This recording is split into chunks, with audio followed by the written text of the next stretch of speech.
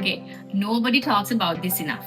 මටත් මේක මතක් වුණේ මම මේ ෆෝන් එකේ මූවි එකක් බල ඉන්නකොට.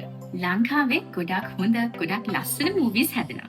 හැබැයි හැම මූවි එකටම ප්‍රේක්ෂකයෝ හම්බෙන්නේ නැහැ. ප්‍රශ්නේ නිර්මාණය නෙවෙයි. ප්‍රශ්නේ ඒවා බලන්න තරක් නැති එක. අන්න ඒක වෙනස් කරන්න තමයි රූපහලේ එන්නේ. දැන් ශ්‍රී ලාංකික චිත්‍රපට 500කට වැඩි ප්‍රමාණයක් එකම තැනක නරඹන්න ඔබට පුළුවන්. ඒ විතරක් නෙවෙයි, ෂෝට් ෆිල්ම්ස්, වෙබ් සීරීස්, ඩොකියුමෙන්ටරිස් හැම සතියකම අලුත් චිත්‍රපට රූපහලට එකතු වෙනවා. ඒ කියන්නේ බලන්න දෙයක් නැති දවසක් නෑ. ඒ විතරක් නෙමෙයි, රූපහලේ ඔරිජිනල් ප්‍රොඩක්ෂන්ස්, මිස්ටේක්, ලොං වීකෙන්ඩ්, රතුතුල් වගේ ක්‍රියේටිව් නිර්මාණ බලන්නත් ඔයාට අවස්ථාව තියෙනවා.